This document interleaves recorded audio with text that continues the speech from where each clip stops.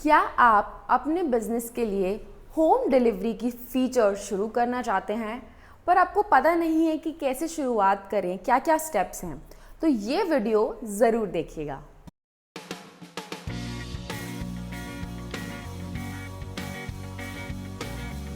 नमस्कार एंटरप्रेन्योर्स, उम्मीद है आपका बिजनेस खूब तरक्की कर रहा है और आगे बढ़ रहा है।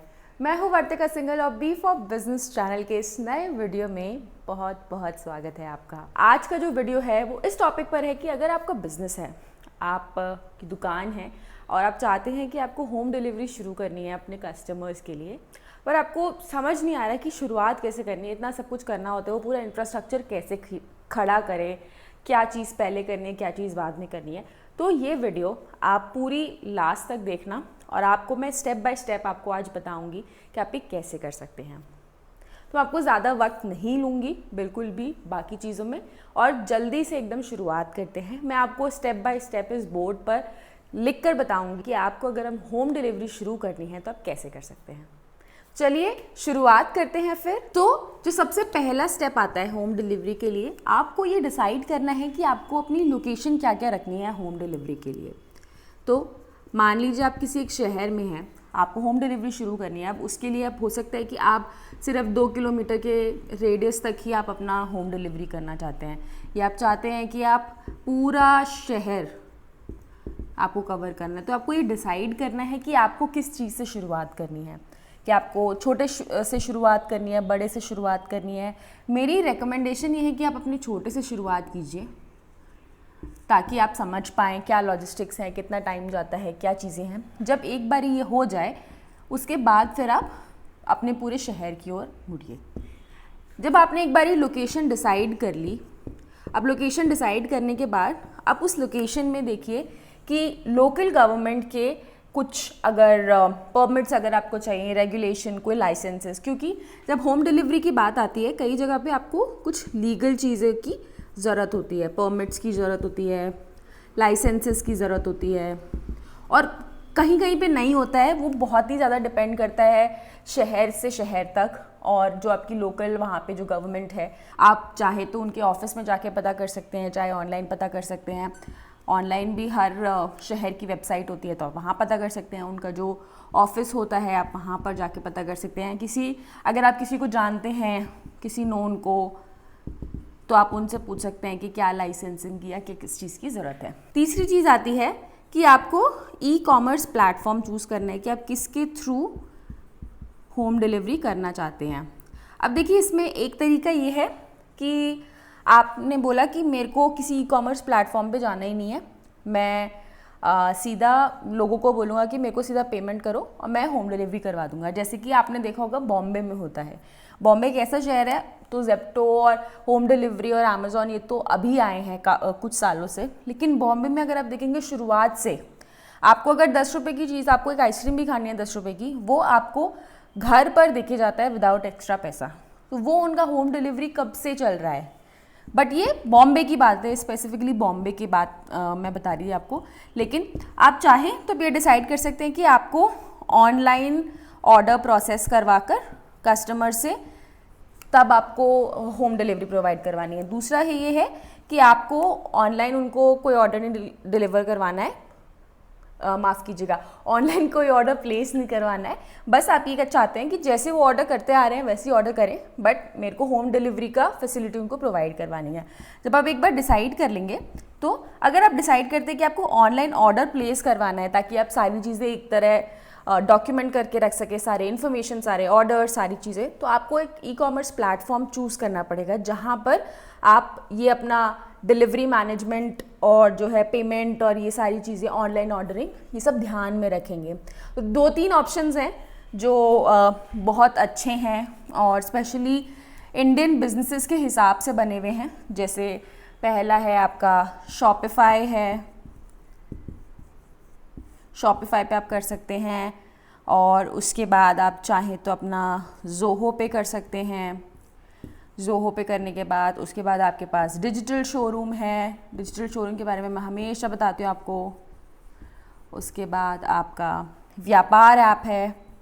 आप ये 3-4 प्लेटफॉर्म्स हैं। अगर आप इंडियन अभी शुरुआत ही कर रहे हैं तो आप इन बिजनेसेस को ई कॉमर्स प्लेटफॉर्म्स जो हैं इन पर जाके अपना बिजनेस रजिस्टर, अपना ऑनलाइन रजिस्ट्रेशन कर सकते हैं और उसके बाद अपना पूरा ऑनलाइन ऑर्डर, पेमेंट्स वो सब इंटीग्रेट कर सकते हैं। ऑर्डर मैनेजमेंट इंटीग्रेट, डिलीवरी जो है वो सब इसमें इंटीग्रेट कर सकते हैं। और अगर आपका ऑफलाइन स्टोर है, तो उसके बाद आपको क्या करना है, ये सब चीज़ों के लिए नहीं करना है, उसके लिए मैं आपको अलग से स्टेप बताऊंगी, बट पहले मैं अभी आपको ऑनलाइन ऑर्डर का स्टेप बता रही हूँ। ऑफलाइन का मैं एक बार ऑनलाइन खत्म करने के बाद आपको बताऊंगी कि अगर आपको ऑफलाइन रखना है तो आप कैसे कर सकते हैं।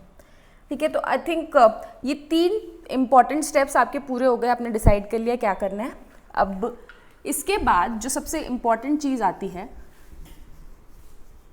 जो पूरा इंफ्रास्ट्रक्चर क्रिएट करने की बात है, बेसिकली आप लोग सोच रहे होंगे कि मैं इसे बोर्ड पे क्यों लिख रही हूँ, आजकल तो सब कुछ इतना टेक्नोलॉजी बेस्ड और डिजिटल हो गया है, तो मैं क्यों लिख रही हूँ।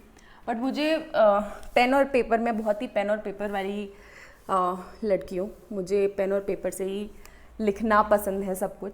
चलिए फिर चौथे, मैं ये कहानी आगे बताती रहूँगी आपको, चौथे स्टेप की ओर चलते हैं। चौथा स्टेप है कि आपको अपना ऑनलाइन स्टोर बनाना है इन प्लेटफॉर्म्स पे, जो भी मैंने अभी आपको बताए। मैंने आपको बताया था शॉपिफाई, मैंने आपको बताया था ज़ोहो, व्यापार, डिजिटल शोरूम, आप इनमें से कुछ भी चुन सकते हैं। अगर आप चाहते हैं इनके वीडियोस देखना, मैंने इनके ऊपर ट्यूटोरियल वीडियोस बनाए हैं, मैं ऊपर लिंक में डाल रही हूँ, आप देख लीजिएगा कि आपके लिए कौन सा अच्छा प्लेटफॉर्म है और आप वो जाके चूज़ कर सकते हैं और उसके बाद अपना एक ऑनलाइन स्टोर बना सकते हैं, ताकि आप यहाँ पे अपने ऑर्डर्स रिसीव कर पाएँ, उसके बाद पेमेंट रिसीव कर पाएँ, उसके बाद डिलीवरी ट्रैकिंग के लिए और डिलीवरी मैनेजमेंट, और उसके बाद अंत में आपका CRM यानी कि आपके कस्टमर्स की इंफॉर्मेशन। तो इन चीज़ों से आप ये सब चीज़ें दिमाग में रख के आप डिसाइड कीजिए कि आपके लिए कौन सा ऑनलाइन स्टोर है अच्छा। अब जब आपने एक बार ही ऑनलाइन स्टोर कर लिया सेटअप, उसके बाद आती है पेमेंट की। अब पेमेंट जनरली क्या होता है, पेमेंट इंटीग्रेशन। अब आपको पता ही है कि टेक्नोलॉजी इतनी आगे बढ़ गई है, सब लोग आजकल वॉलेट से पे करते हैं, या तो UPI करते हैं या credit card, debit card, majorly यही पेमेंट ऑप्शंस होते हैं। और कैश काफ़ी कम हो गया है, एटलीस्ट जैसे मैं तो बहुत ही कम कैश यूज़ करती हूँ। मैंने काफ़ी लोग को देखा भी, आजकल सब लोग डिजिटल की ओर मूव कर रहे हैं। पर आपको दोनों तरीके की जो पेमेंट्स हैं उसके लिए इंफ्रास्ट्रक्चर अपना सब कुछ तैयार रखना है। तो अगर कैश है, कैश तो ऑब्वियसली बात है कि जब आपका डिलीवरी वाला इंसान घर पे जाएगा, डिलीवर करेगा, वो कैश ले लेगा, वो तो वहाँ पे हो गया, वो आपको डायरेक्ट मिल गया कैश। अब दूसरी चीज़ आती है पेमेंट इंटीग्रेशन, जो ऑनलाइन पेमेंट्स है वो आप कैसे करेंगे। तो अब इनके लिए बहुत सारे प्लेटफॉर्म्स आते हैं जिनके थ्रू आप ये पेमेंट इंटीग्रेशन अपने ऑनलाइन स्टोर में कर सकते हैं। ये जो प्लेटफॉर्म्स हैं ये आपको हेल्प करते हैं। वो लोग बेसिकली चलता कैसे है कि जो कस्टमर है, कस्टमर ने इनके प्लेटफॉर्म पे किया और ये प्लेटफॉर्म ने आपको पे किया, ठीक है। अब इसमें आपकी सिरदर्दी खत्म हो जाती है। इनका मदद क्या होती है, ये मीडिएटर की तरह काम करते हैं कस्टमर और बिजनेस के बीच में। इसमें आपकी सिरदर्दी खत्म हो जाती है कि यार कस्टमर ने पेमेंट दिया नहीं दिया, क्या है क्या नहीं है, ट्रांजैक्शन फेल हो गई, फिर उसको बैंक से रिकनसाइल करो, वो सारी चीज़ें वो ये करती है। ये प्लेटफॉर्म्स जो है वो आपकी मदद करते हैं सक्सेसफुली आप तक पैसे आपके पहुँचाने में, ऑनलाइन आपके अकाउंट तक। तो ऐसे कौन से फेमस प्लेटफॉर्म्स हैं जो बहुत ही रिलायबल हैं, क्योंकि जब पैसे की बात आती है तो रिलायबिलिटी बहुत ही बड़ी चीज़ है। मैं हमेशा बोलती हूँ एक एक पैसा बहुत ही मेहनत से कमाया जाता है, तो आपको बहुत ही सोच समझ के ध्यान रखना चाहिए कि कौन सा आपको पेमेंट गेटवे लेना है। तो जो फेमस वन है मैं बता देती हूँ आपको, एक इंस्टामोजो है जो बहुत फेमस है, उसके बाद रेजर पे है जो बहुत ही ज़्यादा फेमस है, आजकल एक नया आया है जस्टपे। आप ये तीनों ट्राई कर सकते हैं। इसके अलावा भी कुछ और हैं, बट ये 3 काफ़ी पॉपुलर है। काफ़ी सारे बिजनेसेस जिनको मैं जानती हूँ जिन्होंने अभी बिज़नेस शुरू किया है या नए नए स्टार्टअप्स हैं, वो लोग इनको यूज़ करते हैं और काफ़ी अच्छा इनका सक्सेस रेट है। मैं खुद पर्सनली एज अ कस्टमर जब इन प्लेटफॉर्म्स पे जाती हूँ तो मुझे बहुत आसानी होती है। तो आप इन तीनों में से डिसाइड कर सकते हैं, और जो भी कुछ है आप डिसाइड कीजिए और यही आपको मदद करेंगे आपको अपना पेमेंट इंटीग्रेट करने में आपके ऑनलाइन स्टोर तक। ये पूरी आपकी टीम आपको मदद करेगी कि आप इसमें सेटअप कर पाए, इंटीग्रेट कर पाए, ताकि जब भी कोई कस्टमर आए पेमेंट करे डायरेक्टली आपके अकाउंट तक आ पाए इनके मदद से। तो चलिए अब छठे स्टेप की ओर चलते हैं। तो छठा स्टेप एक्चुअली सबसे इम्पॉर्टेंट स्टेप है ये पूरे प्रोसेस का। ये अगर यही ख़राब हो गया ना, ये सबसे ज़्यादा आपका इम्पॉर्टेंट और क्रिटिकल है। तो जो छठा स्टेप है आपका, छठा स्टेप होता है आपका डिलीवरी इंफ्रास्ट्रक्चर क्रिएट करना बेसिकली। तो जब मैं बोलती हूँ डिलीवरी इंफ्रास्ट्रक्चर क्रिएट करना, इसका मतलब है कि आपकी दुकान से सामान निकल के आपके कस्टमर तक कैसे पहुँचेगा। ये सबसे बड़ा एक्चुअली पूरे होम डिलीवरी का सबसे क्रिटिकल पॉइंट यही है कि आपको ये डिसाइड करना है और ये सक्सेसफुली अचीव करना है। बाकी सब चीज़ें तो ठीक है, थोड़ा इधर उधर हुआ तो चलेगा, बट अगर ये चीज़ ख़राब हो गई तो पूरा कस्टमर एक्सपीरियंस ख़राब हो जाएगा। दोबारा वो आपसे कभी फिर सामान नहीं लेगा और आपका कस्टमर बहुत अच्छा कस्टमर चला जाएगा। तो सबसे इम्पॉर्टेंट चीज़ है ये। अब हम देखते हैं ये कैसे, इसमें क्या क्या स्टेप्स होते हैं और आप कैसे कैसे इसको कर सकते हैं डिसाइड स्टेप बाय स्टेप।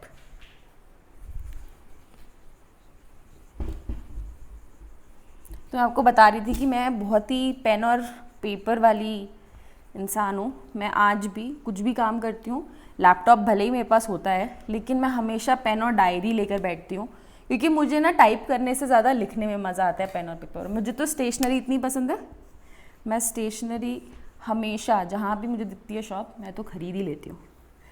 चलिए चलते हैं डिलीवरी इंफ्रास्ट्रक्चर पे। अब इसमें दो चीज़ें आती हैं।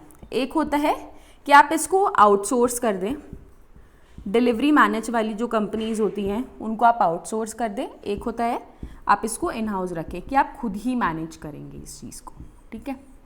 अब अगर आप आउटसोर्स कर देते हैं तो आपके पास बहुत सारी कंपनीज़ हैं जो आपकी ये जो डिलीवरी है उसमें, होम डिलीवरी में हेल्प करती हैं आपको। जैसे कि आपके पास है डिलीवरी है, उसके अलावा आपके पास शैडोफैक्स करके एक है, उसके बाद आपके पास शिप रॉकेट है। बहुत सारे ऑप्शंस हैं। मैंने एक्चुअली होम डिलीवरी के लिए कुरियर सर्विसेज कौन कौन से अच्छे हैं उसके ऊपर वीडियो बनाया है, एक डिटेल्ड वीडियो, जिसमें मैंने आपको नुकसान फ़ायदे सब कुछ चीज़ें बताई हैं। मैं ऊपर लिंक पे डाल रही हूँ, आप ऊपर जाकर चेक कर सकते हैं। जब आप एक बार आउटसोर्स कर देते हैं तो बेसिकली सारा सरदर्दी इन बिजनेसेस का हो जाता है। आपको सिर्फ मॉनिटर करना है कि आपका सामान इनके दुकान से, इनके वेयरहाउस से निकल के सीधा कस्टमर तक पहुँच रहा है कि नहीं पहुँच रहा है, ठीक है। लेकिन यहाँ पे एक लेकिन है, मैं आउटसोर्सिंग रेकमेंड नहीं करती। क्यों?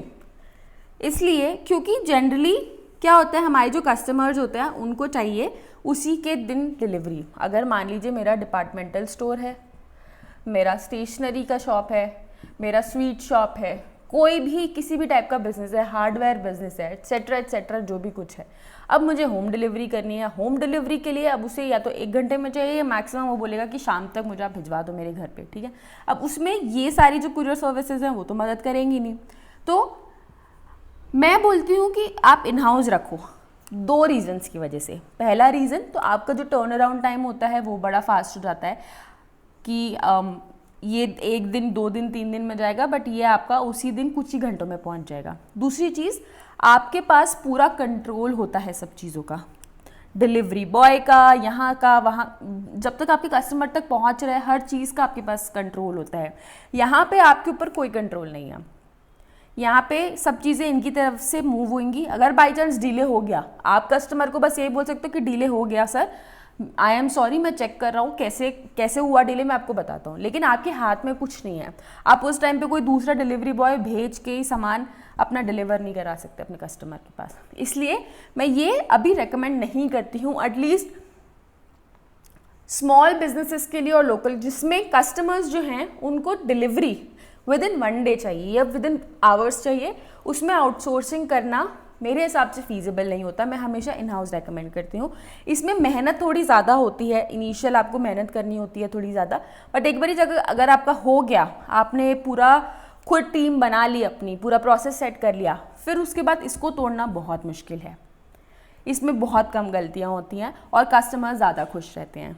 तो अब मैं आपको बताती हूँ कि अगर आपको इन हाउस अपना डिलीवरी इंफ्रास्ट्रक्चर क्रिएट करना है तो आप कैसे कर सकते हैं इसको। तो आप डिलीवरी इंफ्रास्ट्रक्चर के लिए, इन हाउस के लिए, ये थोड़ा वीडियो लंबा ज़रूर हो रहा है बट मैं आपको एक एक चीज़ डिटेल में बता रही हूँ ताकि आपको पता रहे कि हर स्टेप पे क्या क्या करना होता है। तो इसके 3 मेन स्टेप हैं जो आपको पूरे करने हैं। देखिए, पहला तो ये है कि आपको डिलीवरी व्हीकल लेने हैं, कि भाई आपको बाइक से, स्कूटी से, साइकिल से, जो भी आपको, आप शुरुआत कीजिए एक से। मैं हमेशा बोलती हूँ छोटे से शुरुआत करो फिर बड़े पे जाओ, ठीक है।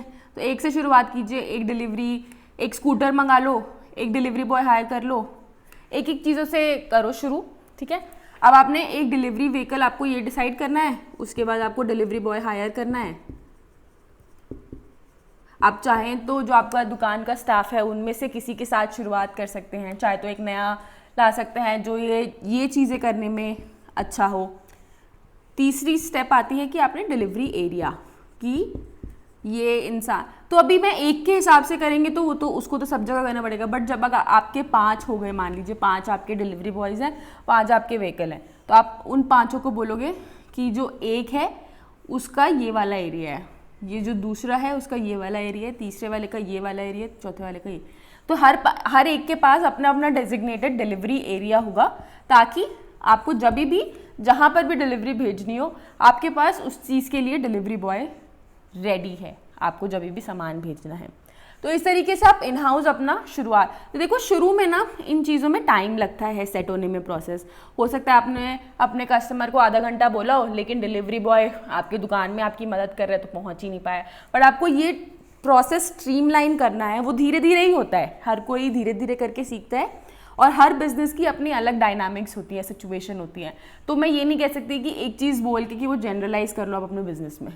आपको ही ये चीज़ें समझनी पड़ेंगी कि किस तरीके से मैं अपने कस्टमर का ऑर्डर लूँ, उसके बाद फिर ये डिलीवरी बॉय तक जाए, सामान पैक होगा, पैक होने के बाद डिलीवरी बॉय के हाथ में जाएगा, फिर उसके बाद कस्टमर तक जाएगा, ये पूरा प्रोसेस बनाने में, करेक्ट।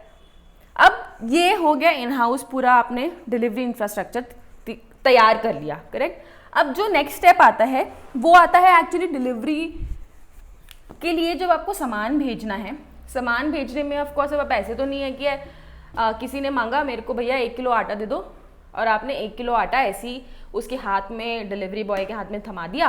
अब पता चले जब तक वो कस्टमर तक पहुंचा वो थैला ही फट गया, तो भाई आपका भी नुकसान हुआ, कस्टमर के साथ का जो एक्सपीरियंस है वो भी खराब हो गया। तो क्या करना है, आपको पैकेजिंग पे ध्यान देना है, आपको अपनी पैकेजिंग प्रॉपर रखनी है। सबसे ज़्यादा इम्पॉर्टेंट चीज़ इसमें ये है कि आपके जो आपका प्रोडक्ट है उसके हिसाब से, उसकी सेफ्टी और सिक्योरिटी के लिए आपकी जो पैकेजिंग होनी चाहिए सुंदर से ज़्यादा सेफ और सिक्योर, कि जब तक कस्टमर के पास पहुंचे एकदम हर चीज़। अगर आपका कांच का सामान है तो आपको बहुत ही ज़्यादा ध्यान देना है, जो डेलिकेट चीज़ें होती हैं। खाने का सामान है तो उसमें भी, ताकि स्मेल ना हो जाए, कुछ चीज़ ख़राब ना हो जाए। तो इन चीज़ों की बहुत ध्यान देना होता है आपको, जो अपना पैकेजिंग आप डिसाइड करें उसके लिए। दूसरी चीज़ की ऑफकोर्स थोड़ा सुंदर आपका ब्रांडिंग होनी चाहिए, उसके ऊपर थोड़ा सुंदर लगना चाहिए, कस्टमर को पता लगना चाहिए कि यार हाँ ये फलाने दुकान से मेरे पास आया। और तीसरी चीज़ है कि थोड़ा देखने में अच्छा लगना चाहिए कि बाई चांस वो जो आपका कस्टमर है वो अगर उस सामान, उस बैग को, या जो भी आपने जिस भी थैली में उनको दिया है किसी भी पैकेजिंग करके, वो चाहे तो अपने पास रखना चाहे तो रख सके बाद के लिए, ताकि ब्रांड रिकॉल हो सके। तो आपको पैकेजिंग पे ध्यान देना है। अब उसके बाद 9th स्टेप जो आता है कि आप अपने कस्टमर्स को सारी डिलीवरी पॉलिसीज़ अपनी पहले बनाएं कि क्या क्या डिलीवरी पॉलिसीज़ हैं, और वो अपने कस्टमर्स को याद से बताएं। ये बहुत इंपॉर्टेंट है कि हो सकता है कि यार अगर आप सामान इतने बजे से इतने बजे तक ऑर्डर कर रहे हैं तो आपको कल मिलेगा। अगर आप सुबह 9 बजे से लेकर 4 बजे तक कर रहे हैं तो आपको आज डिलीवरी मिल जाएगी। इन केस कि यार आपका कोई मिनिमम ऑर्डर का है, तो ये सारी जो कम्युनिकेशन है वो आप चाहे तो अपने पैकेजिंग पे भी रख सकते हैं, नहीं तो अपने कस्टमर को हमेशा बता के रखें, ताकि बाद में कस्टमर को कोई डिससैटिस्फैक्शन ना हो, उनके पास कोई क्वेश्चंस ना हो, कुछ भी अगर आपके टर्म्स एंड कंडीशंस हैं वो सब चीज़ें बता के रखें। और 9th स्टेप मैंने आपको बताया ये वाला, और 10वां स्टेप है आपको, अगर जो भी आपका बिजनेस है उसके हिसाब से मैं मानती हूँ कि जो भी ऑलरेडी आपका बिजनेस चल रहा होगा, आपने जो रेलेवेंट लाइसेंसेस होंगे वो आपने रखे ही होंगे, बट फिर भी आपका जो बिजनेस है उसके हिसाब से जो भी रेलेवेंट लाइसेंसेस आपको चाहिए, क्योंकि पैकेजिंग और जब होम डिलीवरी की बात आती है बहुत सारे लाइसेंसेस होते हैं जो आपको चाहिए होते हैं। जैसे मेरे को फूड का पता है, अगर आपका फूड का काम है, फूड का बिजनेस है किसी भी तरीके का, तो आपको FSSAI लाइसेंस की बहुत ज़रूरत होती है बिफोर डिलीवरिंग एनीथिंग। आपको FSSAI गाइडलाइंस के साथ कंप्लाई करना पड़ता है। पैकेजिंग के लिए क्या रिक्वायरमेंट होती है, उनकी सारे जो रिक्वायरमेंट्स हैं उनको आपको ध्यान में रखना पड़ता है। इसी तरीके से आपका जो भी बिजनेस है उसको ध्यान में रखते हुए देखिए कि कौन से लाइसेंसेस हैं जो बहुत ज़रूरी है, कौन से आपकी गाइडलाइंस है जो आपको फॉलो करनी है होम डिलीवरी के लिए और पैकेजिंग के लिए। और आखिर में सबसे हमेशा जो मैं बोलती हूँ कि अपना प्रमोट कीजिए बिजनेस ऑनलाइन, कि अगर आपका ये फीचर है कि मैं होम डिलीवरी प्रोवाइड कराता हूँ, हमारी बिजनेस जो है वो होम डिलीवरी में है, तो इसको प्रमोट कीजिए। आपकी दुकान पे प्रमोट कीजिए, आपके व्हाट्सएप पे प्रमोट कीजिए, आपके सोशल मीडिया पे प्रमोट कीजिए। देखिए बहुत तरीके हैं, व्हाट्सएप है, सोशल मीडिया है, शॉप है। आप जब भी किसी कस्टमर से बात कर रहे हैं, जब भी आपको कोई ट्रांजैक्शन दे रहा है, उसको बोल दीजिए कि आपका कस्टमर को डायरेक्टली बोलिए कि हम होम डिलीवरी प्रोवाइड कराते हैं। इसके अलावा आप अपने व्हाट्सएप पे डाल सकते हैं हर चीज़ के लिए। और जैसे मैंने अभी टी शर्ट पहनी हुई है, अपने टी शर्ट पे भी लिख लीजिए कि भाई होम डिलीवरी अवेलेबल। जो आपने अपने स्टाफ की आप अपने ब्रांड की टी शर्ट बनवाइए और वहाँ पे लिखवा दीजिए होम डिलीवरी अवेलेबल। बहुत ही सिंपल तरीका है, जहाँ भी आपका स्टाफ जाएगा उन सबको आपके ब्रांड के बारे में पता चलेगा और ये फीचर के बारे में पता चलेगा। तो इस तरीके से आप अपना जो है होम डिलीवरी अगर आप शुरू करना चाहते हैं अपने बिजनेस के लिए तो आप करा सकते हैं। अब मैं बहुत जल्दी से, मैं ज़्यादा टाइम नहीं लूँगी, बहुत ही ज़्यादा जल्दी से आपको बता देती हूँ कि अगर आपका ऑफलाइन है तो आपको क्या करना है। देखिए जो डिलीवरी इंफ्रास्ट्रक्चर वाला स्टेप है वो तो वहाँ से तो एकदम सेम रहेगा। ऑफलाइन के लिए आप देखिए क्या कर सकते हैं। अगर आप ऑफलाइन ऑर्डर ले रहे हैं तो या तो आप फ़ोन पे लेंगे या फिर आप व्हाट्सएप पे लेंगे, है ना। तो आपको क्या करना है, बस अपने कस्टमर्स का जैसे, बट ये थोड़ा मैनुअल प्रोसेस रहेगा क्योंकि आपको फ़ोन पे लेंगे, आपको ये फिर अपने सिस्टम में डालना होगा सामान। उसके बाद आपको जब आपने एक बार सिस्टम में डाल दिया सामान, अब यहाँ पे आपको पूरा पैकेजिंग का प्रोसेस जो वही आपका जो रहता है पैकेज प्रोसेस करेंगे। उसके बाद आपका यहाँ पे आप डिलीवरी बॉय को देंगे, फिर यहाँ से आपका डिलीवरी होएगा। और जिसमें पैसे हैं, पैसे आपके हो सकते हैं वो पहले दे दे, हो सकता है डिलीवरी के बाद ऑनलाइन पेमेंट आए, हो सकता है डिलीवरी के बाद COD कैश ऑन डिलीवरी मिले।